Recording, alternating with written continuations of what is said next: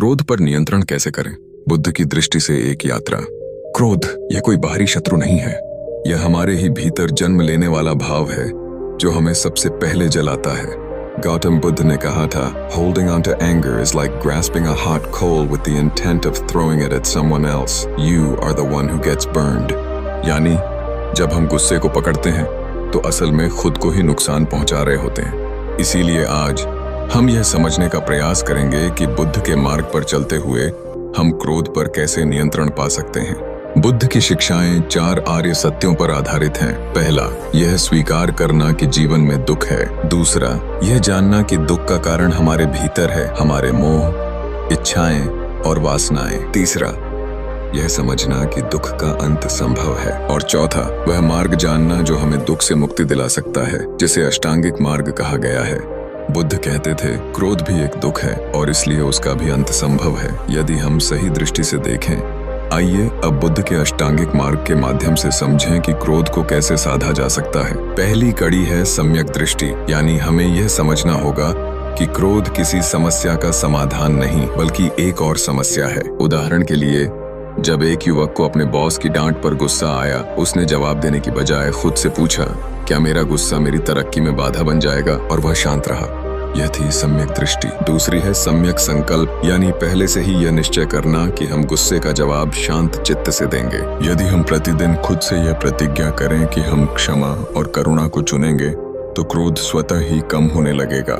सम्यक वाणी का मतलब है ऐसा कुछ न कहना जो दूसरों को आहत करे। एक माँ ने जब अपने बेटे की बड़ी गलती पर भी गुस्सा नहीं किया बल्कि प्रेम से उसे समझाया तो वह गलती दोबारा नहीं दोहराई गई। यह व्यवहारिक बुद्धि थी।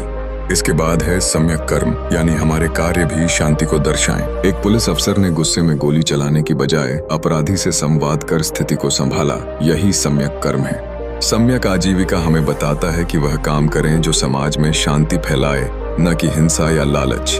अब आते हैं अभ्यास की ओर। सम्यक प्रयास, स्मृति और समाधि।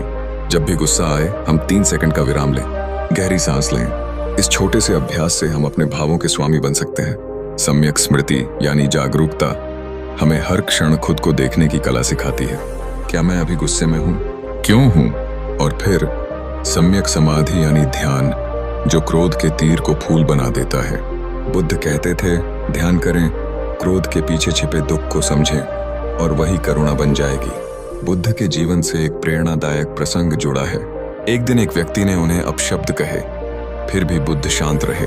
जब शिष्य ने पूछा कि उन्होंने जवाब क्यों नहीं दिया तो बुद्ध बोले, यदि कोई उपहार दे और मैं उसे न स्वीकारूं तो वह उपहार किसका रहता है? इसी प्रकार आज भी जब कोई हमें उकसाता है हम तय कर सकते हैं, हम प्रतिक्रिया देंगे या शांति बनाए रखेंगे।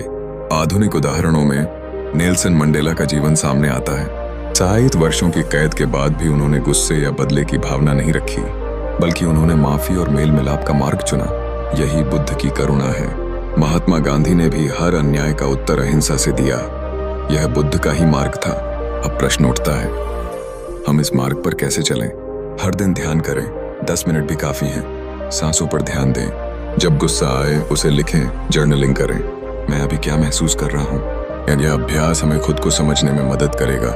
नियमित योग या दौड़ भी शरीर से तनाव निकालती है। और सबसे जरूरी, दूसरों के दृष्टिकोण को समझने का अभ्यास करें। करुणा गुस्से की सबसे बड़ी औषधि है। अंततः बुद्ध बनने का मतलब क्या है? इसका अर्थ है जाग जाना, अपने भीतर के अंधकार को पहचान कर उसे प्रकाश में बदलना। बुद्ध ने कहा था, अप दीपो भव, अपने दीपक स्वयं बनो। तो जब अगली बार क्रोध आपके द्वार पर दस्तक दे, मुस्कुराइए और कहिए, मैं मुक्त हूँ, मैं शांत हूँ, मैं करुणा हूँ।